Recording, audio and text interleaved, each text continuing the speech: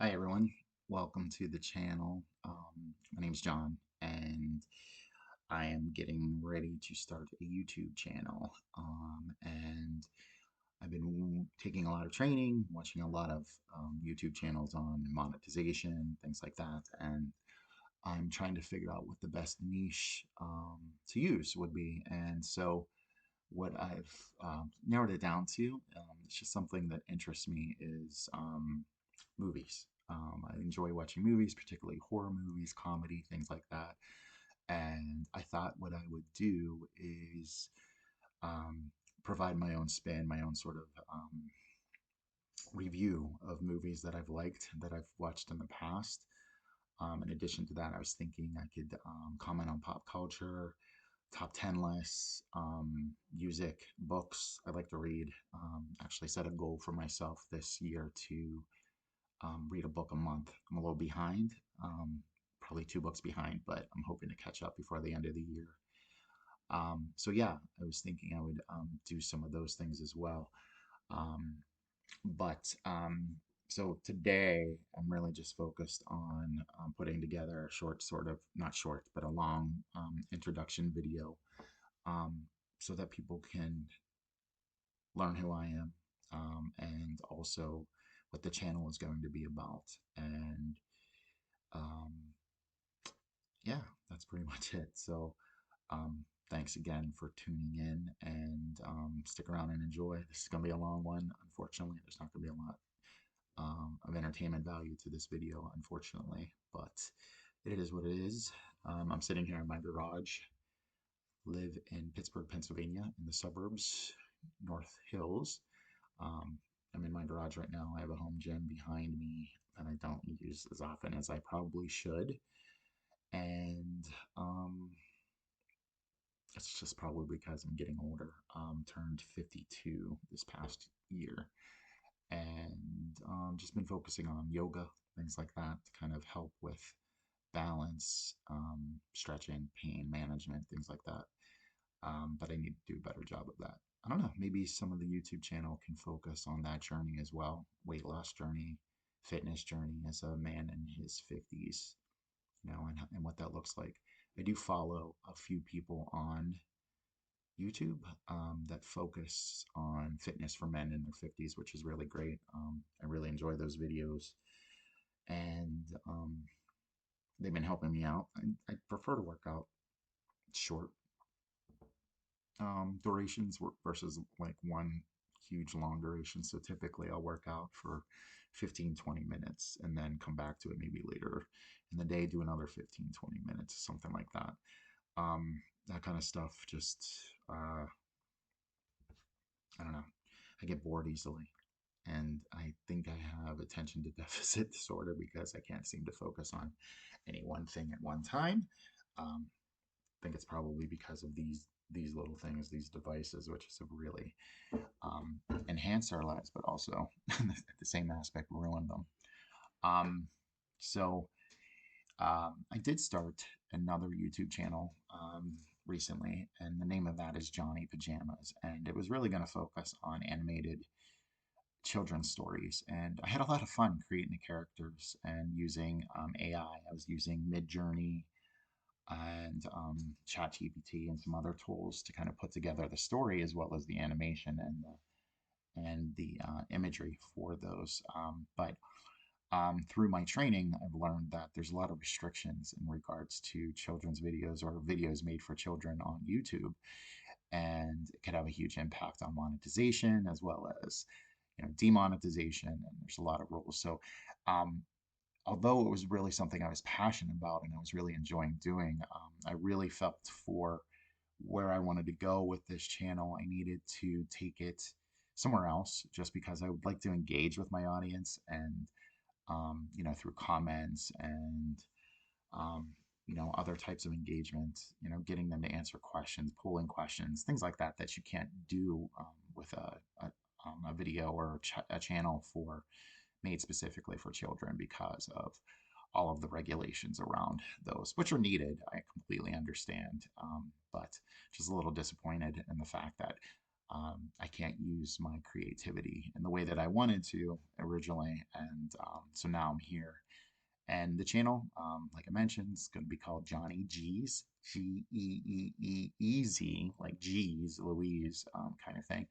And the content's going to include, like I said, movie reviews, my personal perspective on certain pop culture topics, top 10 lists, things like that, music, books, and I'm excited about getting started. I think I'm going to focus more so on, um, popular movies, movies that probably a lot of people have seen originally, um, or should have seen, and because I think that'll really help with engagement and getting people interested in it.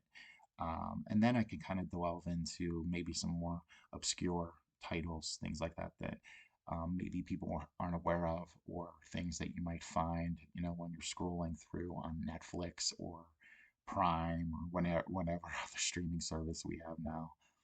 Um, it's kind of funny. I was talking to a friend recently about cutting the cord. We all are paying these exorbitant amounts of money for having cable, and so we all decided to cut the cord, and now it's app after app that you need to have in order to be able to make sure. So it's sort of, we're all back in the same boat now. We just don't have cable boxes. So um, maybe there's a video there. I don't know, but in any case, I was thinking some of the things that I could do in this video to kind of keep it entertaining and keep things moving along. And I've recently mastered the Rubik's Cube.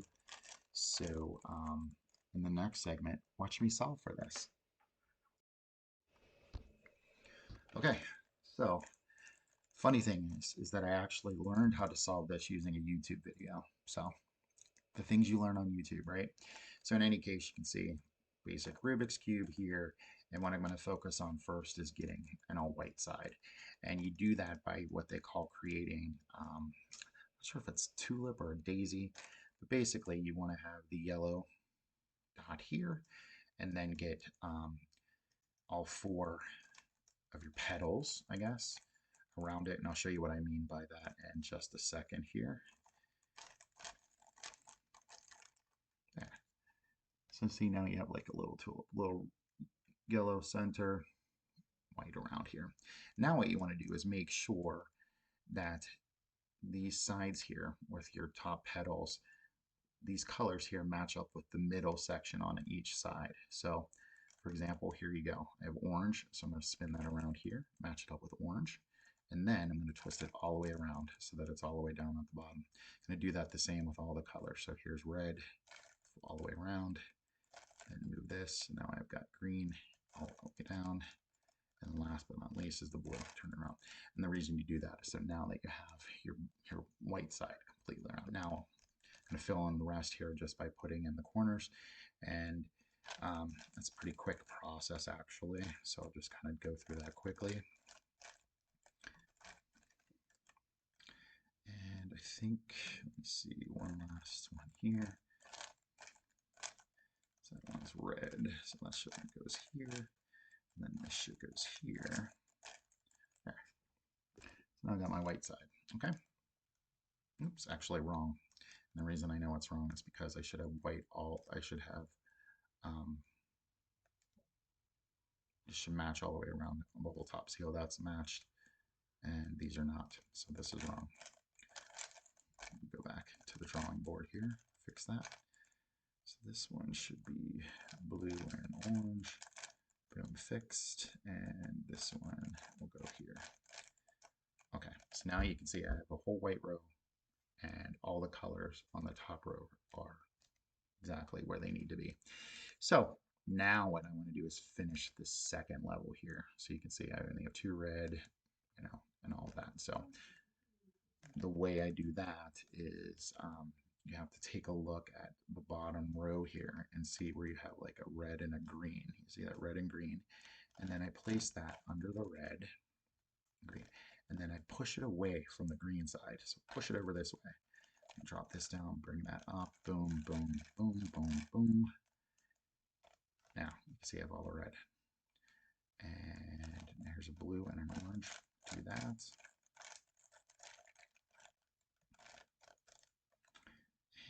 let me see it now. Orange and green. Boom, boom, boom, boom, boom, boom. I think I'm done there. So now you can see I have the complete white side and then all 2 rows. So now what we want to focus on is getting the top yellow section completed first. And the best way to do that is kind of take a look at where you're at.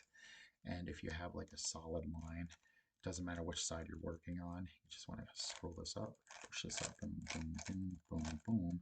And now I have a yellow T. And I want to do the same thing that I did on the white side by matching those up with the center corners. So you can see here I have a green and I have a red that match, and the other 2 do not, so I have to fix that.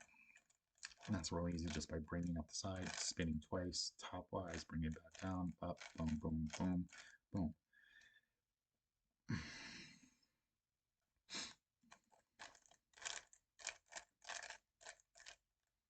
Now, they all match. And now I'm just going to focus on getting the corners completed. This could take a few times to kind of get it going, but yeah, it doesn't look like it's going to work out the way I want it to. So we'll just keep going with it, and I'm going to actually bring that down, boom, boom, boom. Now let's see where we're at. All right, so I have that. I have 1 corner that's working. So now I have 2 corners. See? And just going to finish these last 2. And the best way to do that is by putting the yellow on the far out corner, pushing that up once, spinning the top twice. Oops, let me do that again. 1, 2, bring the top down, bring the top back, boom, boom, boom. Doing the same thing on the other side, boom, twice over, down, twist, up, down, boom. Still didn't do what I wanted it to, but we're going to try it one more time. Same thing, up, spin twice, down, spin back, up, down, boom.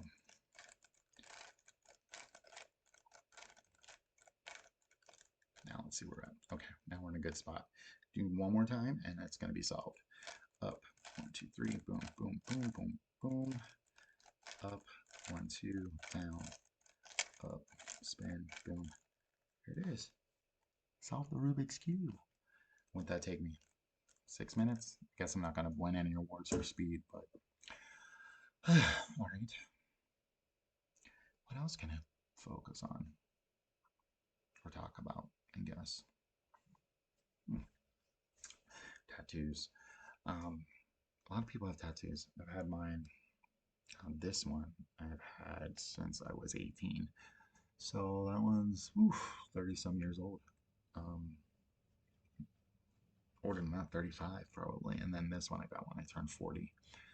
I was going to get another one recently, but had the strangest experience at the tattoo parlor. Made an appointment and didn't want anything, big. I think what all I wanted was my partner's name or my husband's name written here and actually in Jedi or Star Wars language, if that makes sense. Very small. Made an appointment. Told the guy what I wanted. And when I got there, very close local place here. And when I got there, he was already working on somebody else who had like a full sleeve going on, like a full sleeve, sort of like this, but all the way up his arm. And he says, "Can I help you?" And I said, "Yeah, I have an appointment at 1 o'clock." It was like 5 to 1. And he asked me what I wanted. And then he basically tried to push me off as though I was the walk-in and not the person who was getting the sleeve, simply because he was going to make more money on the walk-in than he was on me with my tiny little, whatever. So he decided to focus on that. I guess I can't fault him for that, but shit, why make it a fucking appointment? Excuse me, why make an appointment if you're not going to honor it? So he asked me to come back in a few hours when he was done with that guy, and I told him to go straight to where. So anyway, no new tattoos, and I don't think I'm going to be getting any new ones anytime soon. But in any case, I think I'm going to do Rubik's Cube again, just kind of keep the ball rolling here, because I'm finding it difficult to find a lot of things to say in this video. I think I'll just keep coming back to this and creating sort of 10-minute segments. I think I'm at 8 minutes right now. So if I can do, what is was that, 12 segments at 10 minutes apiece. Shouldn't be too bad. Use that video, get monetized, making some money. No, just kidding. Um, in any case, maybe I'll tell you a little bit about myself. I went to college in Pennsylvania, and not a huge school, maybe I think 13, 14,000 students, and I majored in accounting, and um, it was fun. I enjoyed college a lot. Met a lot of really good people, friends, lifetime friends that I still have to this day. And my education did assist me as far as my work was concerned. So I found a job. It took me a few months when I got out of school, but I started working for a temp agency and here in Pittsburgh, and landed a job with one of the largest financial services organizations here in Pittsburgh. And I was working in our accounts payable department. Held that job for about a year. Um, then a friend of mine asked me to move to Philadelphia with her. So, I was 22, 23, impulsive, so I decided to move. Landed another job with a subsidiary of the company that I was currently working for. And I was doing mutual fund accounting in Delaware, Wilmington, right outside of Wilmington. But I lived in Philadelphia, and it took me over an hour each way, commuting from Philadelphia to Delaware every day on I-95.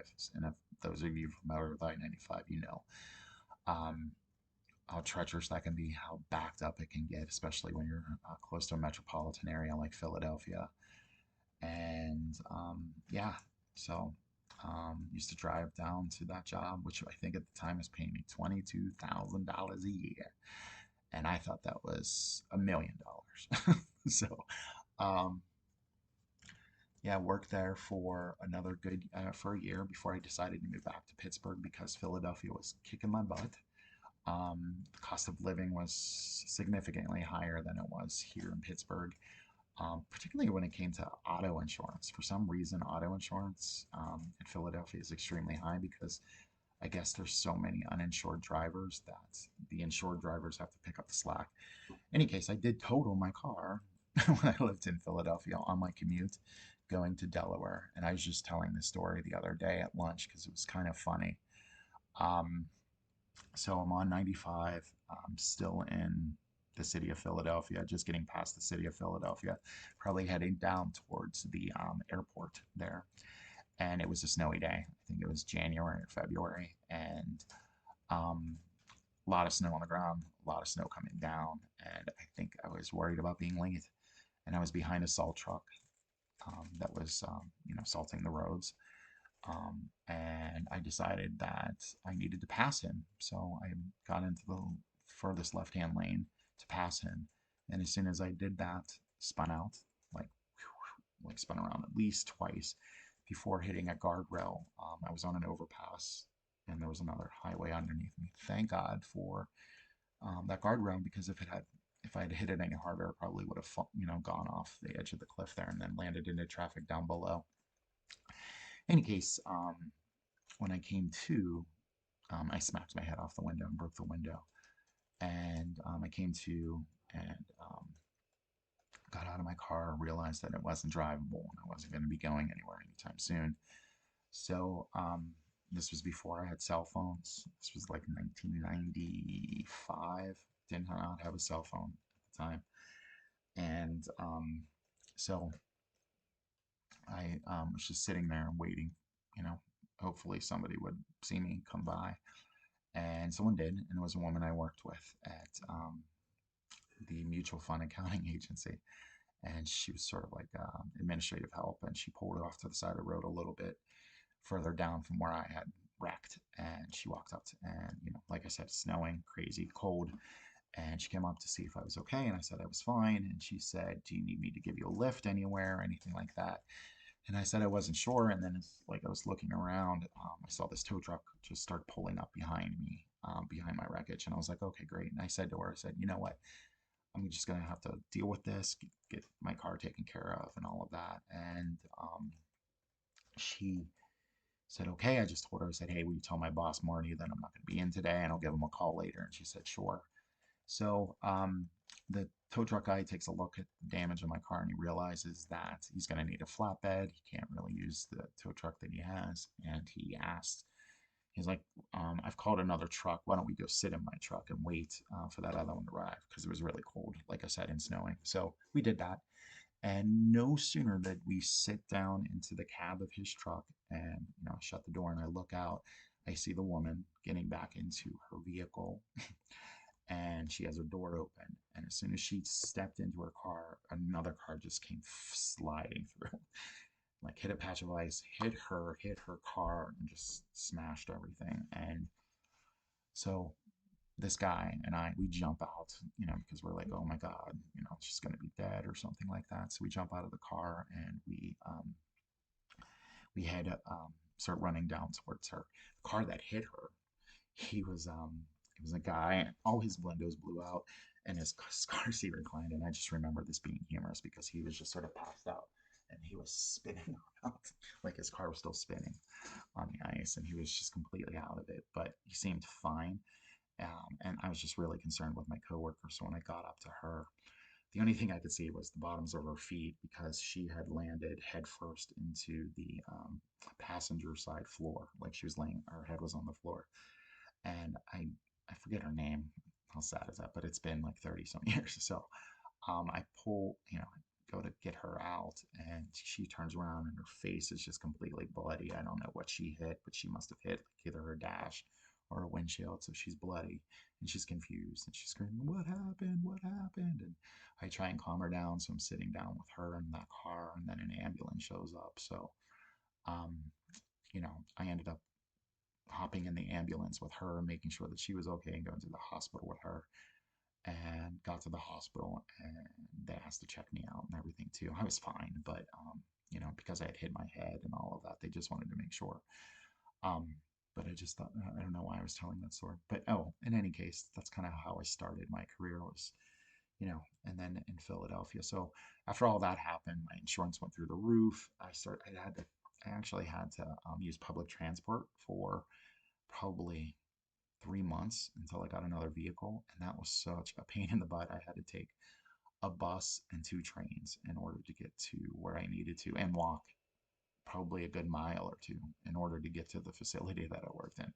So all of that just sort of added up, and it made it sort of not impossible, but not very pleasant for me to stay in Philadelphia any longer. So moved back to Pittsburgh and stayed with the same financial services company that I was working for, and ended up in a role in their network solutions department. So it was a finance role, but I was really focused on the network expenses for the entire organization. So it was all the telephone lines, pagers. Yeah, pagers were a thing back then. I think we had a few cell phones, all the data and the connectivity, like the T1s and the DSL lines and all those things like that, that were connected to all of our headquarters buildings, our data center, all of our branch network, ATMs, things like that.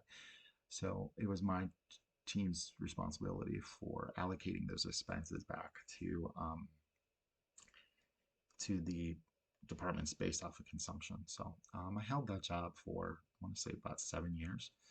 And during that time, I had gotten certified in project management because I had focused so heavily on special projects because I wasn't interested in following sort of the path of my um, degree, where I was focused on accounting. And I really didn't like the transactional nature of that function. So it was like, you know, just constant like updates to accruals or prepaids and variance reporting and budgeting and forecasting. And it just seems so repetitive. And I just didn't really like that transactional nature of that work. So I got into project management and I got certified in it. And then shortly thereafter, this company decided that they were going to acquire another large organization. And um, so they pulled a number of people that were working in finance to focus specifically on the integration of these two large, very large organizations. And I was the lead project manager on that integration from a finance perspective. and I managed over 30 different work streams. Everything from tax to general ledger to our PeopleSoft applications, SAP, our expense reporting, all of that. You know, cost center matching, lining things up, doing employee matching, employee mapping, all of that had to be done through finance. So it was my team and my team's responsibility for putting together those processes and making sure that they worked. It took us a good 18 months to 20 to 2 years to kind of complete the full integration on that. But during that time, we learned so much that we put together a playbook of all the activities that we had coalesced from all those individual areas, so that we knew this wasn't going to be the last time that this bank was going to acquire another organization or smaller bank. So we put together a playbook, or I put together a playbook. I designed applications that would enhance the cost center mapping and general ledger mapping and all of the purchase accounting, tracking of all of that, and the milestones associated with all of the different work streams. So put together an application. At the time we were using Lotus Notes, which I'm not even sure if it still exists, but I did a lot of work, a lot of development work in Lotus Notes, and I was happy for that because um, it gave me something to learn, and a new skill set that wasn't necessarily something that was in my career path as a finance manager. So um, my manager got me a lot of training in Lotus Note script language, which is, from what I understand, very close to um, SQL and maybe C plus. Sorry, I'm not a developer, so I'm not really sure. So after that acquisition was completed, they decided to form the first finance project management office, and I was the lead member of that team. I had junior project managers that reported to me, and business analysts as well, the ones that were responsible for gathering business requirements, documentation, you know, updating policies and procedures, and testing new applications, regression testing, things like that. So that was my team, and I focused on a number of projects for our supply chain area, accounts payable, contracts, procurement, and developed a relationship with the director of our accounts payable, and he asked me to join his team. So I did, and I managed a small team of business analysts that were responsible for the ERP system for accounts payable. So it was our job to sort of be the liaison between the business side, which was AP, and the technology side in IT, and focus on the improvements. Did a lot of things there. We actually instituted discounts and payment terms, which is crazy that that wasn't something that was being done at the time. We upgraded the platform to its latest version, and a lot of other things. Cleaned up the vendor master file, diversity reporting, things like that. So did a lot of that type of work, and um, it was at that time that there were some changes in my own personal life, and I decided at that time that I wanted to move, and I wanted to move west. So headed all the way out to San Diego, and landed a job managing the accounts payable department for a company called ServiceNow. I'm sure you may have heard of them. They're an IT cloud platforming network or company, software company. And I actually liked the job. I liked the people. I think I had initially, I think there were maybe 9 people reporting to me. So these were just accounting clerks, some managers, things like that. And then it was one of those situations where the job morphed into something that it shouldn't have been, where I was given responsibilities that I shouldn't have been given. I was doing the work of 2 managers and only getting paid one manager's salary. So the manager of our European office in Amsterdam decided to resign, and powers that be decided that they weren't going to replace um, him. So they just moved that team all underneath me. So now I had a team of, I think, 16, and more than half of them were in Amsterdam, which I believe was like, depending on daylight savings times, either 9 or 8 hours ahead of us. So it didn't really work out because the team didn't like me because they had to check in with me very late in the evening. I think it was like 5 o'clock their time, and it was pretty early my time, maybe 9 or 8. And I didn't like that. That was I was only connecting with them at the end of their day, and they were only connecting with me at the beginning of their day. So it was really hard to manage. So it was the first time in my career where I actually just left, and um, I'd like to say I have no regrets, but I have just the tiniest regret because I had a lot of stock options that um, would have vested if I had stayed for 2 years, but I was only there for maybe 10 months before I just woke up in the middle of the night and drove to my office with my laptop and turned it all in and just left a note that said I quit. So it was the most unprofessional thing I've ever done in my career, but it was one of the most gratifying and satisfying things because I remember, I lived in San Diego. I had a Jeep Wrangler. I never had the top on it. So it was probably 3 o'clock in the morning. And on my ride home from dropping off my laptop and my keys and all that at the office, um, I had the radio on. And I don't know the name of this artist, but the song was, um, "Cause I'm free to do what I want any old time." And that song came on. It was so serendipitous. And I just remember being at a traffic light and standing up standing up in my Jeep because my top wasn't off and putting my hands up in the air, like, yeah, like I'm free to do whatever it is that I want. And I had been toying with the idea of opening my own business for quite some time at that point. I wasn't just going to quit and sit around and do nothing. So I had been working with a franchise, dog grooming and boutique franchise out of Florida. And so I decided that I wanted to do that. So I took some money from my 401k and used that money to kind of build out my location, which was in Point Loma. If you're familiar with San Diego, it's close to the naval base. It's close to beaches, sort of more inland. So it's a nice mix of affluent as well as more middle class and even some lower class neighborhoods there. So it was a nice mix of demographics. I was close to the beaches, which was great because this place offered a unlimited, bath and brush for dogs starting at like $40 a month. And I really loved it because I always had a passion for dogs. I have two dogs myself. Maybe I'll share some videos of them as part of this a little bit later. Um, Two pit bull mixes, Riley, who's going to be 11, and then Artie, who just turned 6.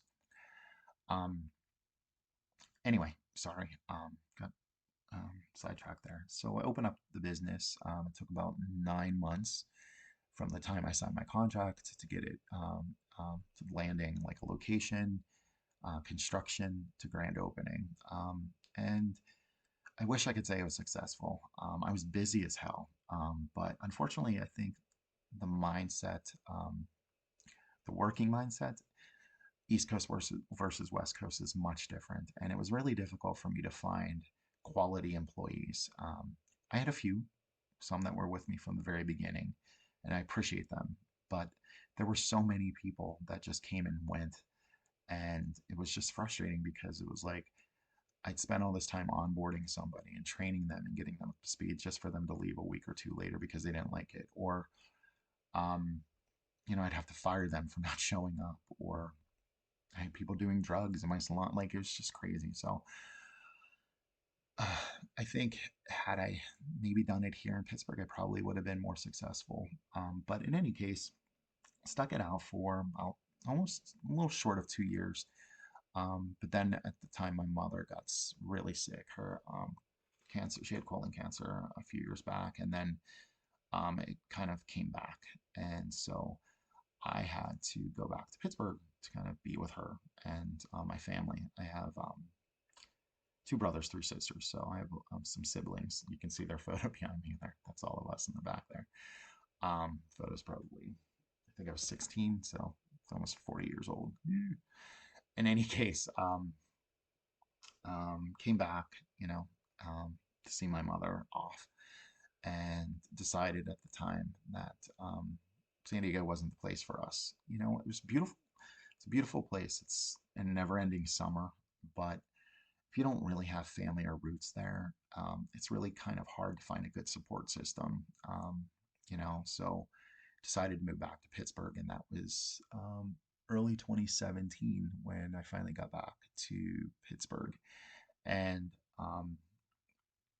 so was probably off for a month or so before I started looking, but then I just decided to take a couple steps back and just took a role as a project manager working for an insurance company, a healthcare insurance company here in Pittsburgh. And I was focused on it's called risk adjustment. It's a function for Medicare Advantage and Affordable Care Act members, because those payments are reimbursed by the government and not by like a premium that you pay. So a lot of work, a lot of new stuff to learn, but I excelled at it. And I quickly moved up through the ranks of this organization.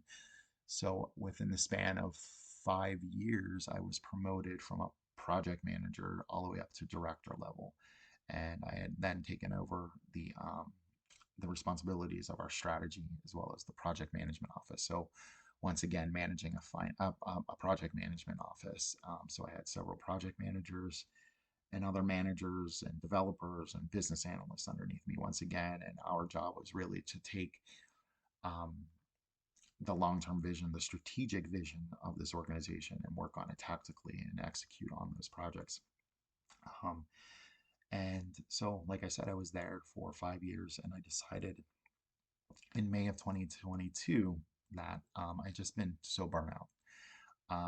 I'd been working, this was like post pandemic, but this was also during the pandemic. There was so much work. My responsibilities had quadrupled because not only was I director of strategy and portfolio management and managing this team of 16 people, I was also the chief of staff to our vice president. And I really enjoyed that work. I really enjoyed the interaction that I had with the VP. I think we had a really good working relationship, and she was very supportive in my development and finding me mentors and things like that. But there was just a lot of personality conflicts towards the end with other members of the team, the leadership team. And I just felt sort of slighted in certain occasions, you know, here and there. And like I said, I was just burnt out. So I decided that I wanted to take a sabbatical. And so I put in my resignation. I think I gave them 5 to 6 weeks, and I left towards the end of May of 2022. And from that time, I've really just been focused on, you know, my personal goals, my personal development, and I've been, you know, just looking at other ways to, you know, make money. You know, anything, you know, different. I guess something different from the normal 9 to 5 drive. And so I got involved in, made some investments in cryptocurrency, which are still there. Cryptocurrency gaming, I should say. So it's like a play to earn sort of scenario. It's not really working out the way that we had anticipated, but from what I understand, the assets are still holding their value. So I'm hoping something kicks off there. In addition to that, I got into e-commerce, um, working with an operational partner I had, then set me up with a drop shipping store on Amazon. And it was working out pretty well initially. So I think that started in September of 22. And I think I had sales of about $10,000 in just 2 very short weeks. But then Amazon shut the store down because it violated certain policies associated with drop shipping. So I was working with this operational partner, and so they created me a new store, which was going to be completely different. So it was going to be fulfillment by Amazon, so I would have inventory, wouldn't be a drop shipping model. In any case, long story short, turned out to be a huge, I don't want to call it scam because I did have stores and I was generating some money, but in any case, the operational partners have not upheld their contractual obligations and have since ceased all operations. So I'm now being part of probably what will be a class action lawsuit against this company. So that's fun. But it did lose a substantial chunk of change there that I'm hoping I'll get to recover something. Um, and then I've just been like a, the gig economy. So I've been doing some consulting work here and there with some online like projects, just people that are interested in like hearing what you did in your role and how you handled certain situations. So it kind of worked out. I did probably a handful or so of those engagements. I took on, I also did some, gig work, delivery work, working for DoorDash, Shipped, Uber Eats, Grubhub. And I actually, to be honest with you, kind of enjoy that work because it's kind of mindless, but it's also kind of fun because if you think about it, you don't have somebody breathing down your neck, and telling you need to work on this weekend, or you need to be there, or you have to go to this meeting at this time. You sort of set your own schedule, and you do all you make all the decisions yourself. Either you deliver that order, and so I really kind of like the freedom that sort of that gig um, provides. Still do it. Probably should be doing it today just to earn some extra cash, but in any case, it also does pay the bills. I live a pretty simple life. I don't have a giant house or expensive cars or, um, a lavish lifestyle that I need to support. So I live pretty simply. So um, I've been fortunate enough in that, based off of my years of service with the financial services industry as well as the insurance companies and things like that, I've saved a good chunk of change so that I could take this time off, this sabbatical. But I didn't want to tap into my savings too much. So what I did, like I said, started doing some of these gigs. And the funny thing is, they pay the bills, man. They really do. Like, I can't say it's always great, but there are days where it's just like, wow, this is like just for delivering groceries or delivering someone's lunch or their dinner, to be able to pay my mortgage and, pay my utilities and still kind of, not necessarily living a lavish life. So I'm not taking trips or I'm not, you know, dining out at the most expensive restaurants or buying the most expensive clothes. But like I said, I live simply, so it works. So I've been doing that, and now I took um, the buy to the 9 to 5. I took the course on YouTube automation, and I really want to see if there's a way for me to take the sort of same focus that I had in my job as either a chief of staff or a director or a project manager or a program manager. And I figure if I can apply that same sort of effort or time to something for myself, I think I'd be successful. So I'm really just trying to figure out. But that kind of brings me to this page and this channel and what I'm trying to do. So I really just want to kind of focus on things that interest me.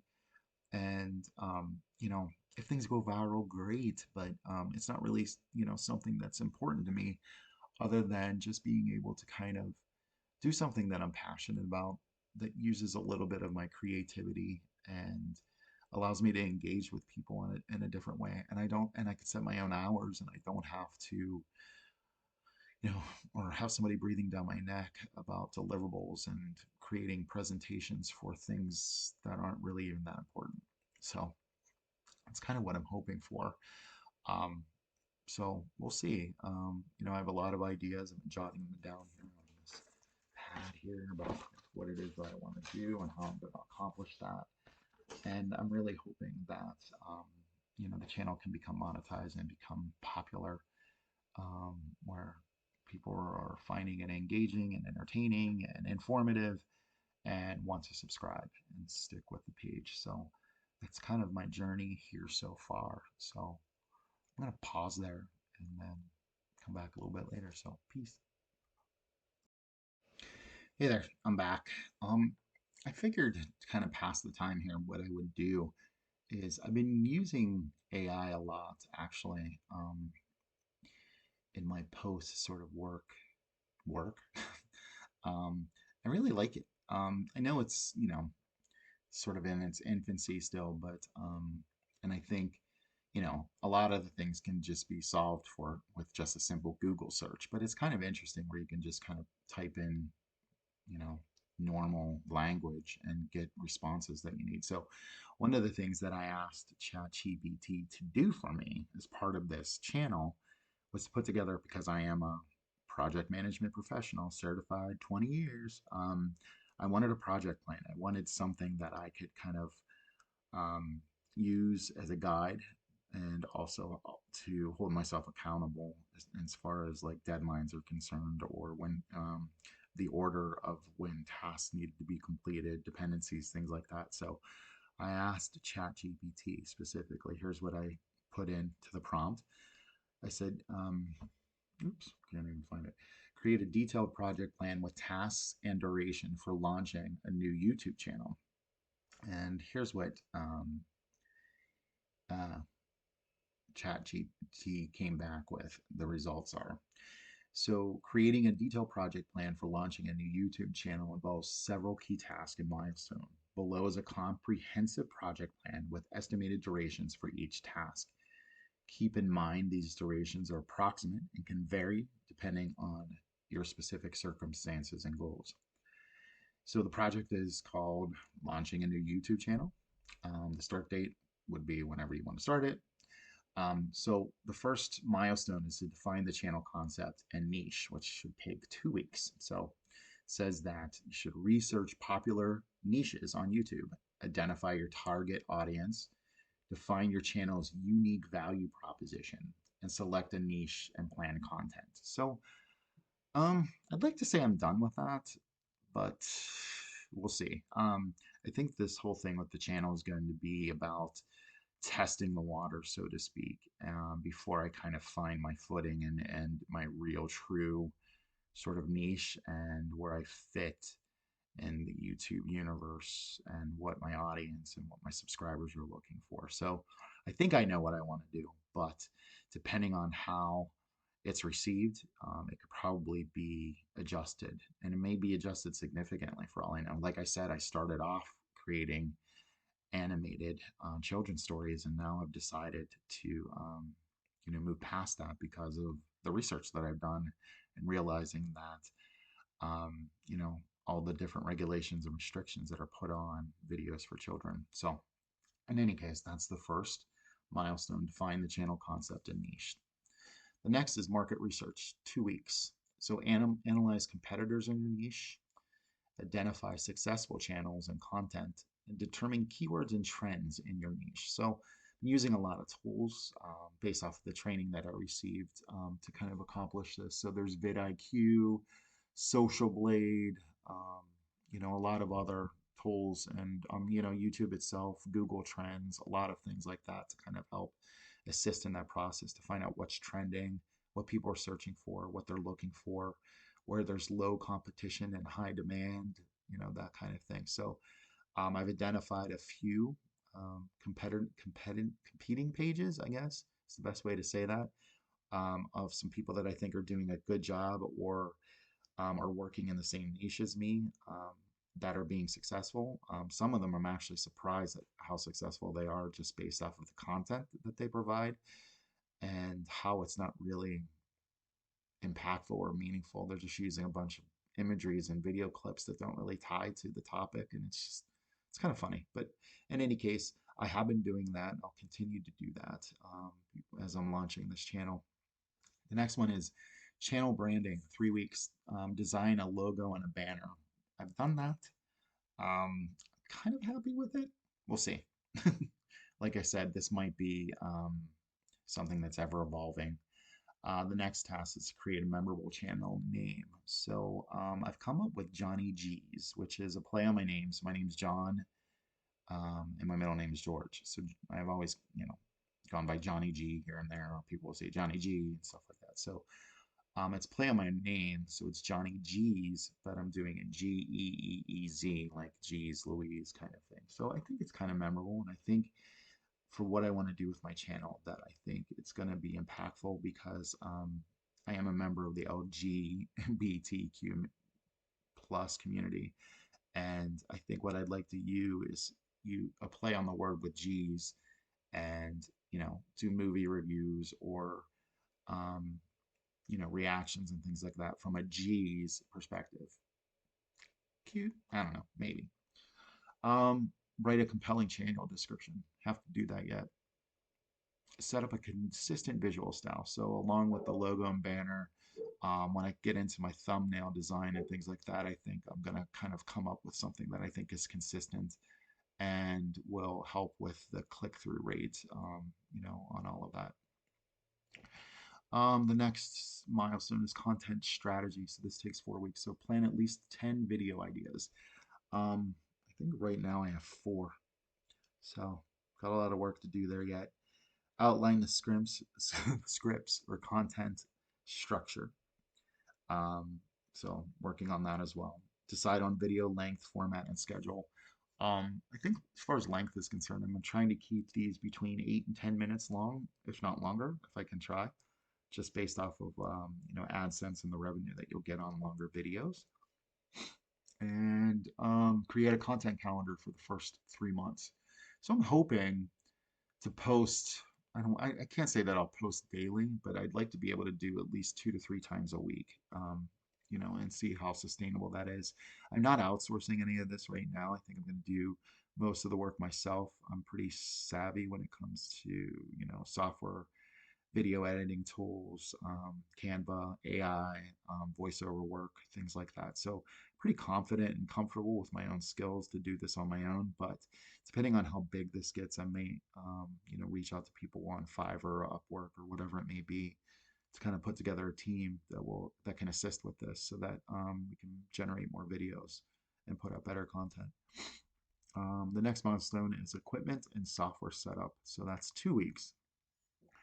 Purchase necessary filming and editing equipment. I don't think I need to do any of that.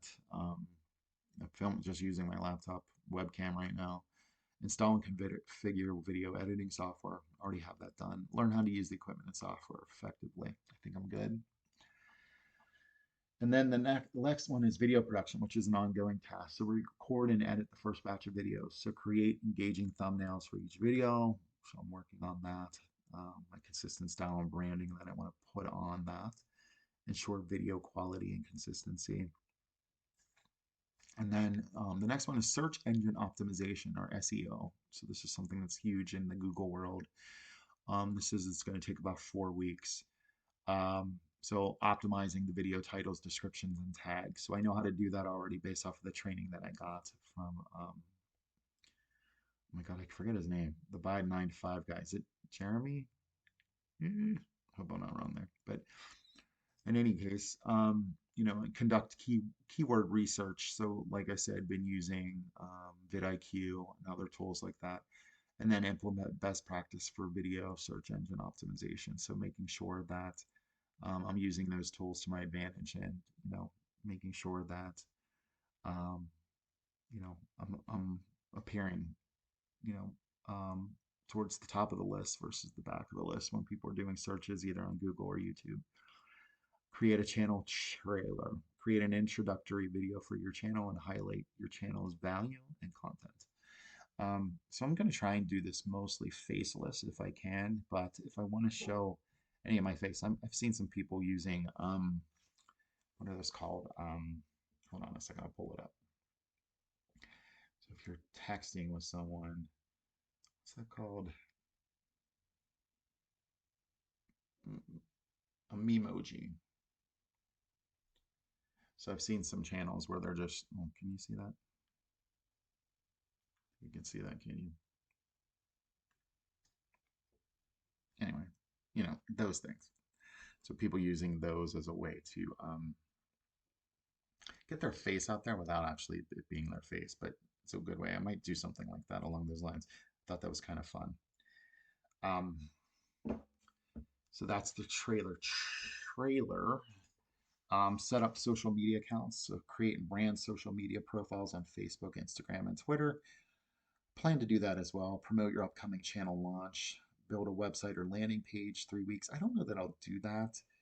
I'm not going to have any sort of merch initially or anything that I am selling, but I might get into affiliate marketing and things like that, especially if I'm doing reviews of books or movies or things like that. So if people want to purchase those based off of my review, or, you know, I might as well capitalize on that, I guess is the best way of saying that. So we'll see how that all comes up. Launch and promotion. 1 week, publish your channel trailer, promote the trailer on social media, encourage family and friends to subscribe. I don't know if I'll do that. I want to try and keep this as close to the vest and private as possible. Um, made a lot of what's the word, questionable sort of investments, or went out on a whim here and there in my career. And I feel it's always best when you're taking on something new like this, maybe to kind of like stay silent about it. Move in silence, I think, is the best. Or somebody once said that is the best way to kind of move forward with those types of things, because then if you're successful, great, then you can share all that. But if you're not, then you don't have to go through the embarrassment or the shame of explaining what went wrong or blah blah blah. So learn my lesson on all of that. I think I'm going to keep this pretty close to the vest and only share it with a few handful of folks here and there. Um, and then the next one's consistent content schedule, so ongoing. So like I mentioned, sticking to a content calendar and publishing videos regularly. I want to do at least 2 to 3 videos a week, and I want to make them engaging with viewers in the comment section. So maybe creating questions or polls, or even contests and things like that, where I could have a giveaway of some sort, for folks that are commenting, or sharing um, their comments or their feedback on the videos themselves, or the movies, or the music, or the books, or whatever it may be. Um, Analytics and optimization. So this is really just making sure that you use the YouTube analytics, vidIQ, other things like that, to ensure that um, the video is performing the way that you wanted to, and you're getting the right viewer engagement. And then adjust that strategy based off of those analytics. So if you know I realize that people aren't interested in certain things I do or say, then or there's drop off at particular points in the videos, analyzing that to figure out what it is that's disengaging the viewer. So, and then testing different approaches to improve those results. So, you know, editing the videos differently, taking out maybe sort of some of the drier sections or whatever it may be, things that people aren't responding to, and doing that. The next one is monetization strategy. So that says that's going to take 3 months. I'm hoping to do that much quicker if possible. So explore various monetization options such as ads, sponsorships, merchandise, or Patreon, and develop a sustainable income plan.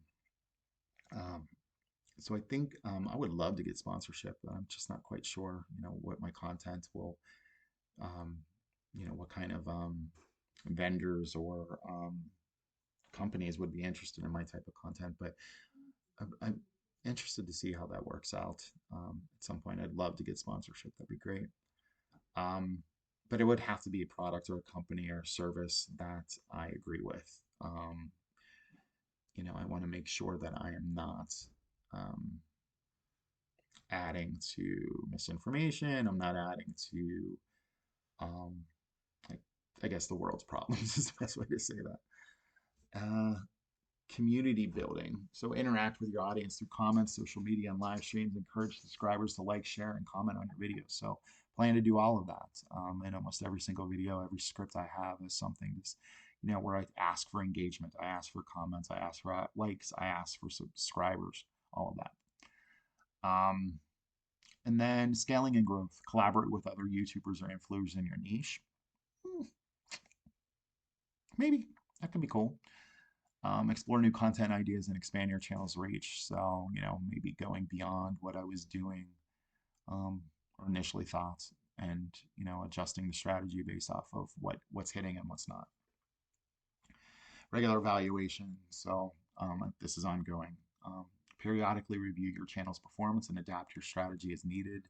Set new goals and milestones for growth. So, just making sure that you're constantly looking for ways to improve or add better content to the channel, things like that. And then project closure and evaluation. Evaluate the project's success against predefined goals. Adjust your strategy based on what you learned. Continue to manage and grow your YouTube channel. Lastly, keep in mind that launching and growing a successful YouTube channel takes time and dedication. Be prepared to adapt your plan as you gain experience and learn more about your audience and what works best for your niche. So plan to do all of that. But I thought it would be a good idea to kind of share where I'm headed as far as this channel is concerned and where I'm at. So thanks. Hey everyone, I'm back. It's second day here of filming. Getting ready for a call with someone from the Passive Channels group from Jordan Mackey's by 9 to 5. So I'm excited about that, seeing how that's going to go. I made some chicken nuggies in the air fryer. Sorry, I'm eating. But what I do today? Got up pretty early, and I like 4:30 early. Insane. But I decided to do a couple shipped orders. So if you don't know what shipped is sort of like Spark for Walmart, but it's Target. So it's like Target's app so that people can order, groceries and other items from Target and have them shopped and delivered to their house. I make a pretty decent chunk of change doing that. I mean, I'm not talking six figures or anything like that, but I'm able to pay all my bills, because people tend to tip better when you do the actual shopping versus just delivering their food from, say, like Subway or McDonald's. Um, so I did that this morning.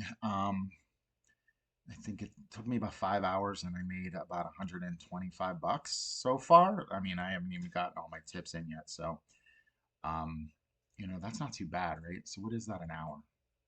5 hours, 125. I guess it's not that great, is it? But in any case, I'm able to write off my cell phone bill because I need to have a cell phone in order to do that. All my mileage, as well as my internet and things like that. So I set up an LLC so that I was able to do all of that. So at the end of the year, it actually kind of works out even more so because with everything I'm able to write off, I'll actually end up getting more back from the government than having to actually pay any sort of taxes. So we'll see how that works out this year. Um, Trying to think about what else. So it's been a weird day. It's really sunny in Pittsburgh um, for November. It's almost like 65 degrees, which is insane. And it's supposed to be nice all week long as well. So we'll see. I did hear though that we're expecting a bad winter this year because of El Nino. All that water and pressure that's coming up from, I guess, the Pacific. Is that right? I don't know. I'm not a meteorologist, but in any case, I read an article or something this morning that was talking about that and the fact that this could be a very bad winter as far as snowfall is concerned and could have a lot of blizzards. So we'll see how that works out. I know last winter was pretty mild. There wasn't a lot of snow at all, actually. It's cold, but we didn't get a lot of like precipitation or snow or anything like that. So, but it was a nice day, like I said, and I was driving around doing my deliveries. I think the leaves are still changing, or they've changed, but they're still on the trees. So it was kind of nice, to see all the oranges and the yellows and the reds as you're driving by. And I actually really enjoy doing the deliveries because I can listen to my music. I love singing at the top of my lungs, and I'm not a very good singer. Well, I'm all right, but I like just being in my car and belting it out. I feel like I'm Adele sometimes or something like that, but I'm not. I wish. Um, Trying to think if I think later on today, um, after this call is over, I'm probably going to play a little PlayStation. I've been a gamer all my life. I grew up during like the Pong and then the Atari and then Nintendo and Sega and all that shit. ColecoVision and television, if you remember those. I had all of them.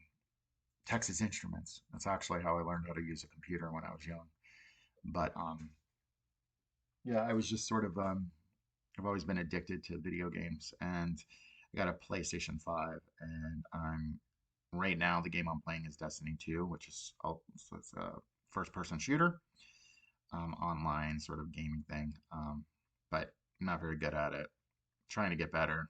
It's just very complicated. I don't know. Video games these days just seem to you need to be an engineer in some cases to like figure them out. I was playing a game that I got called Lies of P. It's about Pinocchio or something like that.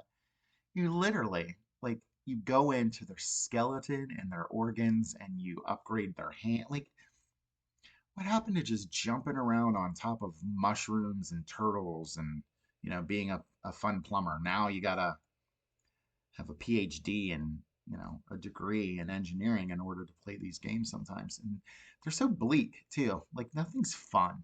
Like everything's like, well, you're an alcoholic, private detective who lost his wife last year, and now you got to solve some sort of crime. Like what the? It doesn't make sense. But anyway, I guess that's what sells.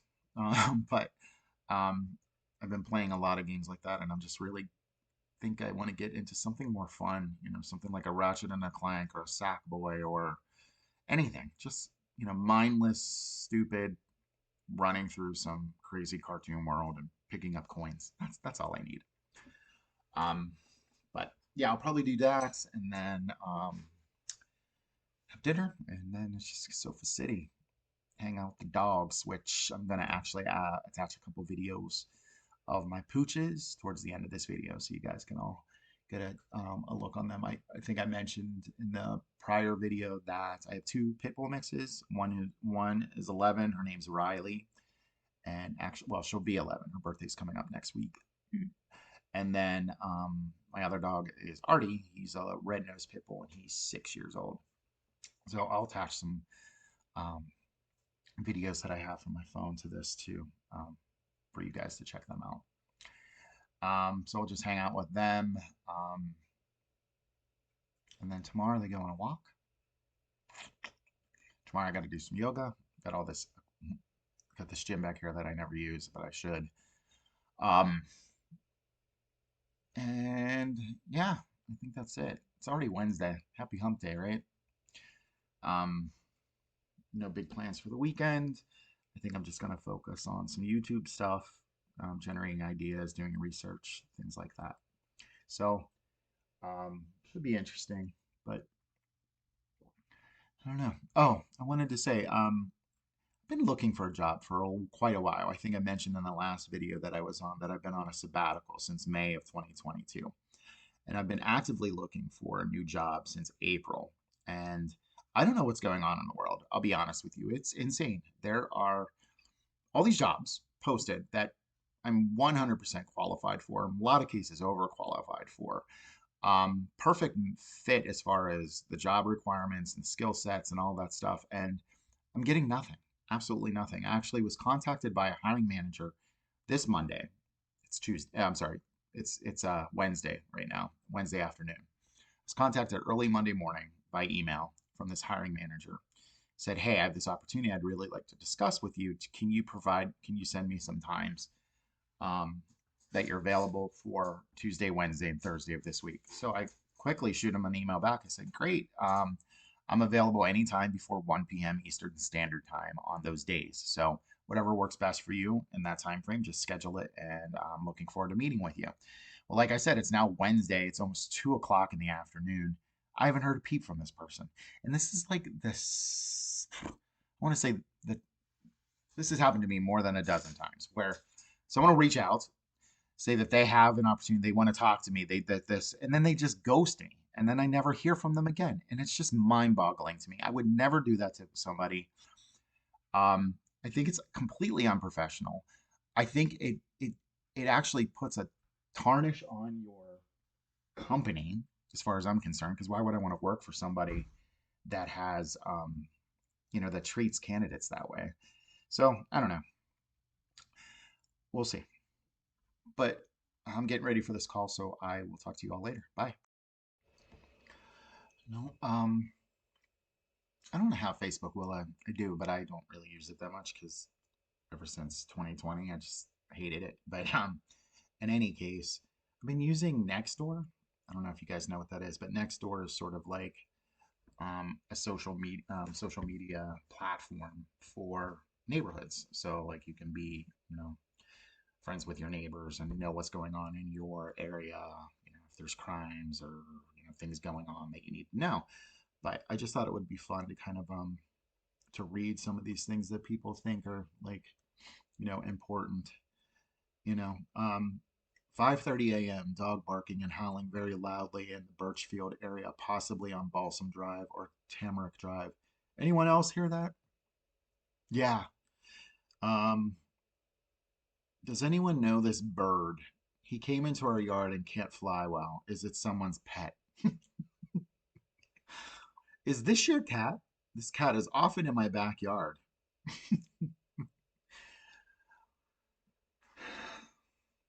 Just moved to the area. Where is a trusted place to go for tires? Really? Like, is this really what we need? Like to provide references for tires? Can't you just Google Yelp? I don't know. Anyway, um,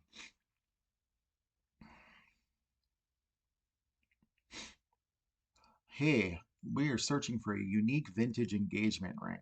Okay. Um, looking for a lawyer that specializes in elder law, trusts, and wills. Uh-huh. But hey, can anyone recommend restaurants that are open on Thanksgiving Day? Yeah. Mm.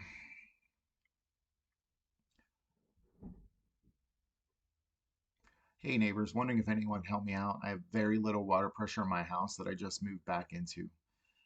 The whole house, not just one faucet. I have new copper water lines that were installed about 4 to 5 years ago, so I don't think it's corrosion, but I could be wrong. The city changed my water meter inside back in May, so I'm thinking that might be the culprit, but not really sure.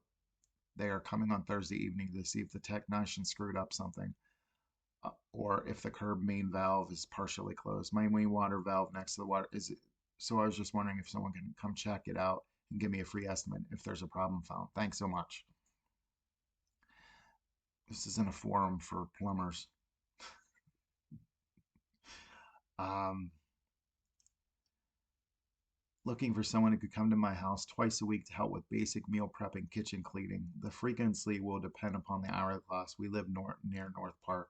Any recommendations? Yeah, I'll come meal prep for you. It's gonna cost you. Mm, mm, mm, mm, mm. Um, does anyone know of any organizations that would like donations of holiday wrapping paper? I have at least 20 rolls that I will never use.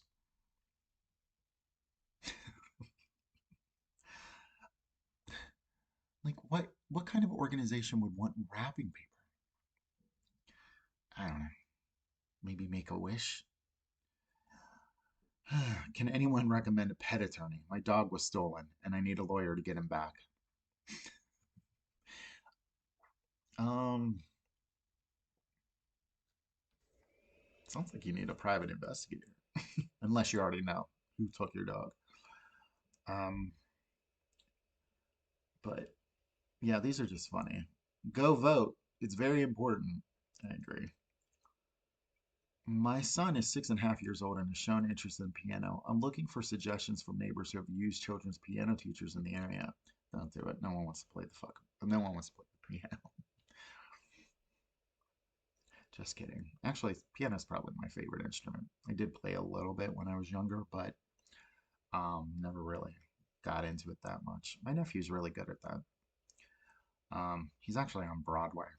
Crazy. Yeah, my nephew is in the Broadway production of Wicked. He plays Bach.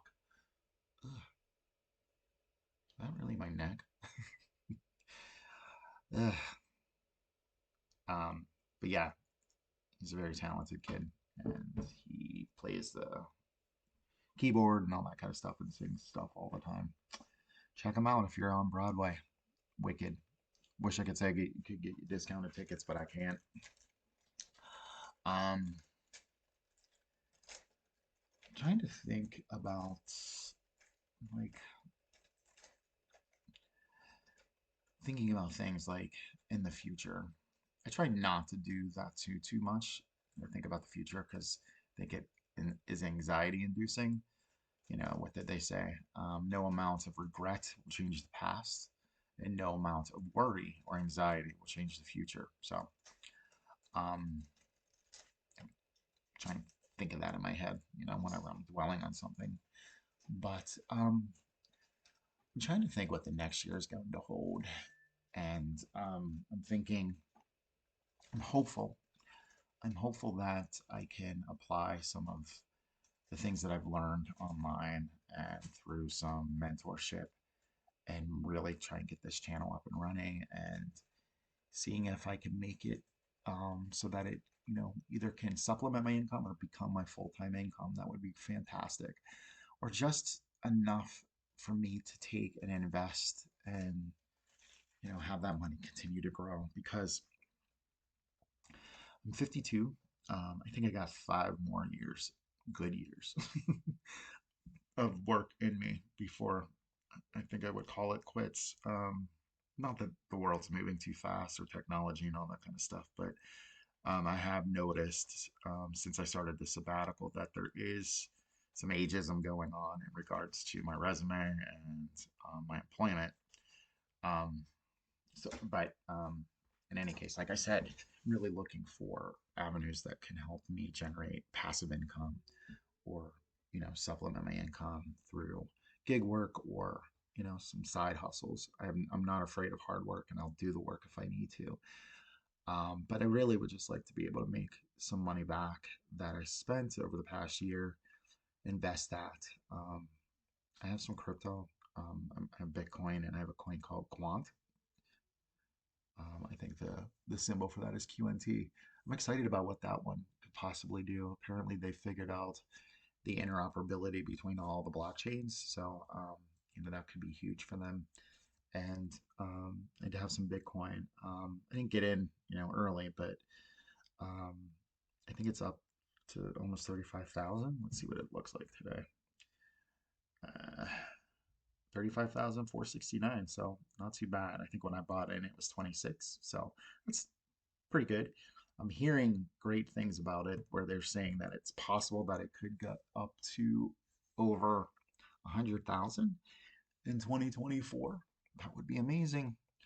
Um, there's something called uh, halving, where they cut the mining um, fees or payments to the miners in half every 4 years. I don't quite understand it.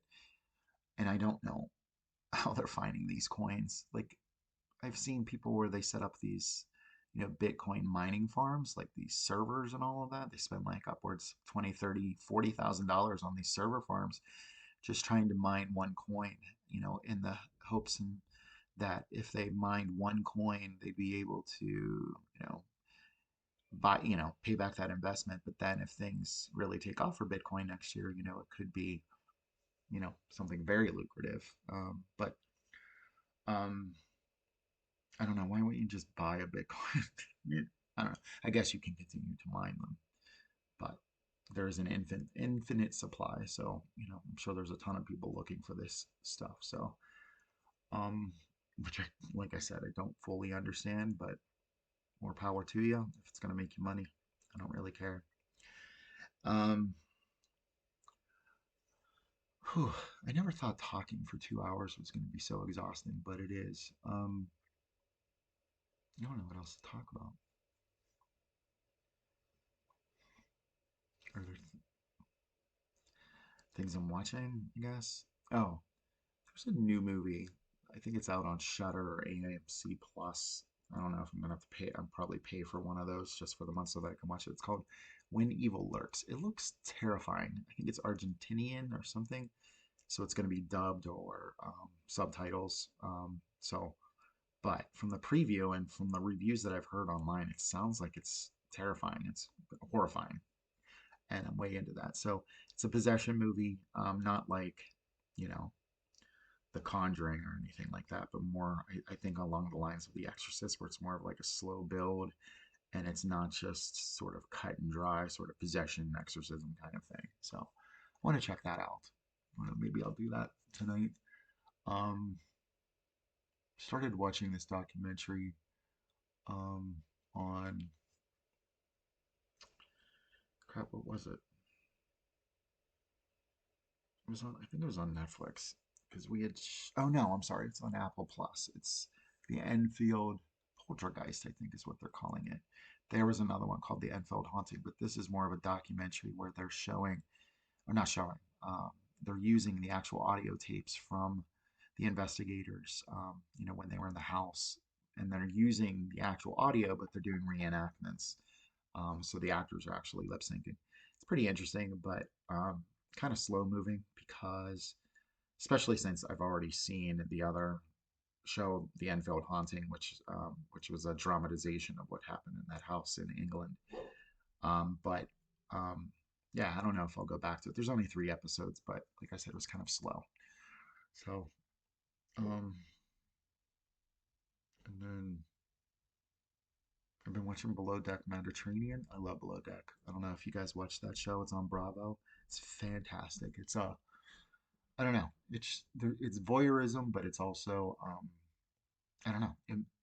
When I see these workers, I want to like I don't know, choke them because I'm like, just do your job. How hard is it to clean a toilet or a shower stall or make a bed? And they sit there and they complain. I understand you're on this tiny building and there are a lot of demands on you, but shoot, for the kind of tips that these people they get like, anywhere between like 1,500 to 2,000 some dollars in a tip for working a weekend. It's crazy. Um, but it's a good show. Um, yeah, lots of hookups between the staff.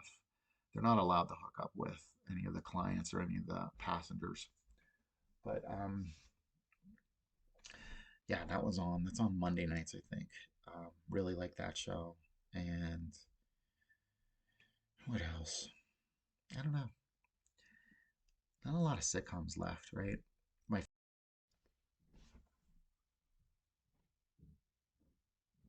my favorite.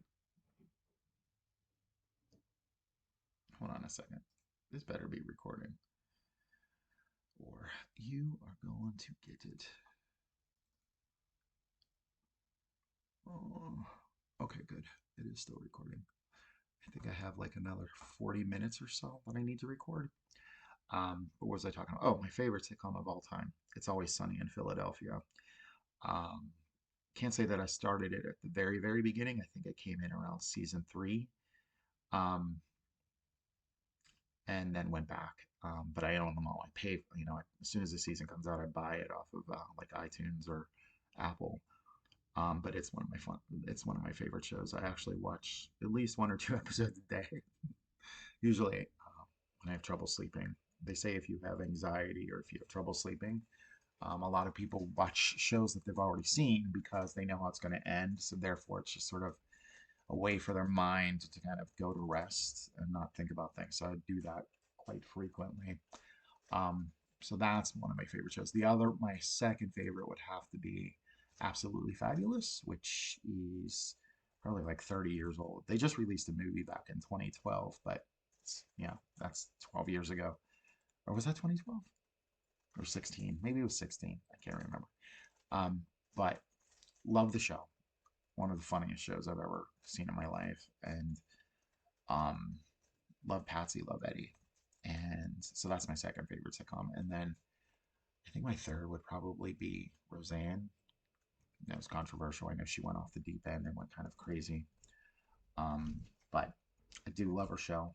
Um, and I do love that character and that family dynamic. It just reminded me of my own childhood, or because a lot of sitcoms weren't. A lot of sitcoms were about like the perfect family, or wrapping things up neatly in a 30-minute package. Where I think Roseanne showed a different side, where it was like people struggling, um, dealing with children with depression, or underage marriage, all kinds of stuff that other sitcoms would never have touched. And I still watch that to this day.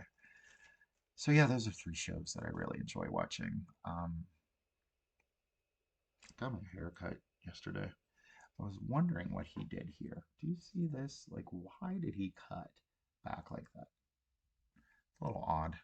You didn't do it on that one, did? Is it? Maybe it's this side. Yeah. Do you see how far that? Like that's supposed to come down.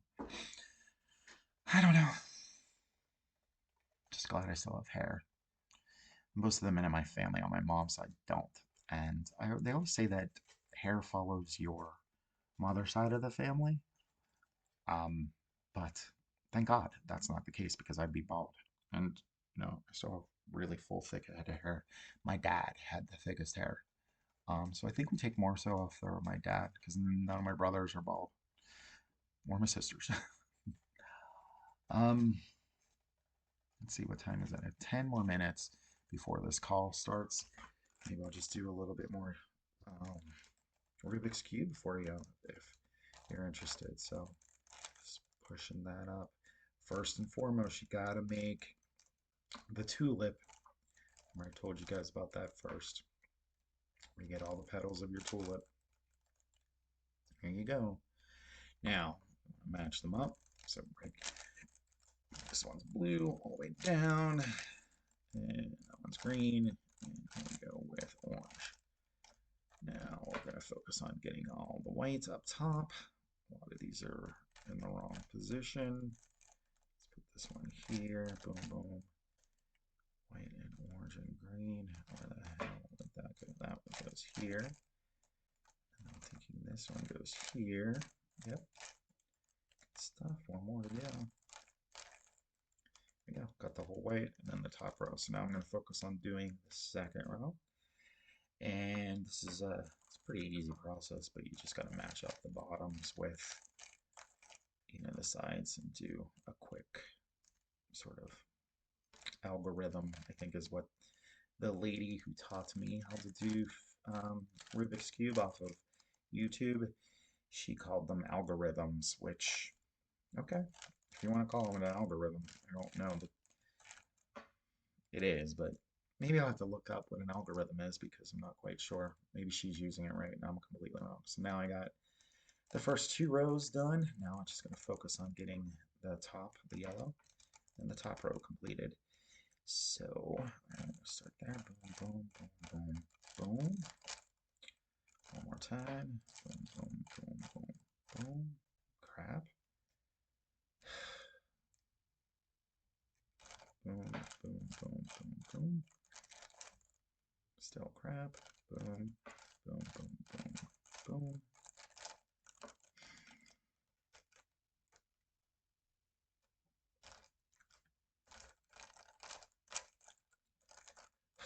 It's frustrating. I keep getting into this where I can't.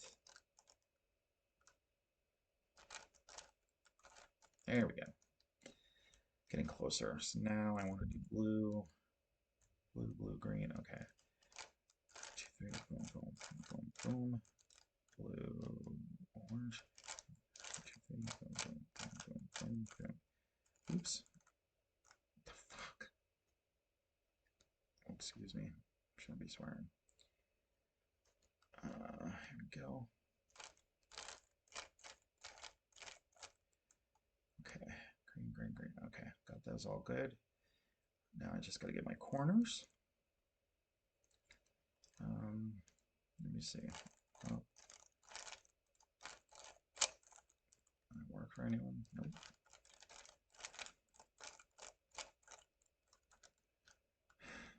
Nothing.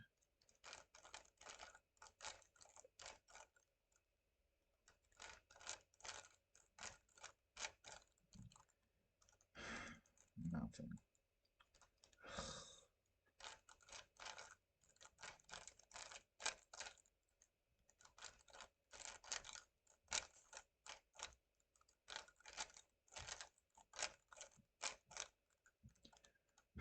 Not one corner. This is frustrating. I always seem to get to this part and can never get it to work the way that I want it to. It's very frustrating. But in any case, I'm just going to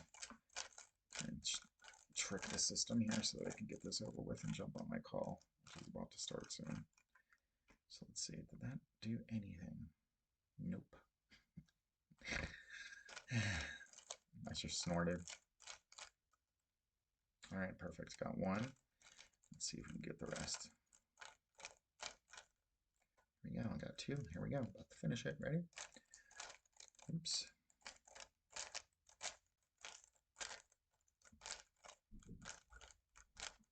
Done. Perfect. All right. I'm going to go grab something to drink so that I can hop on this call. But food.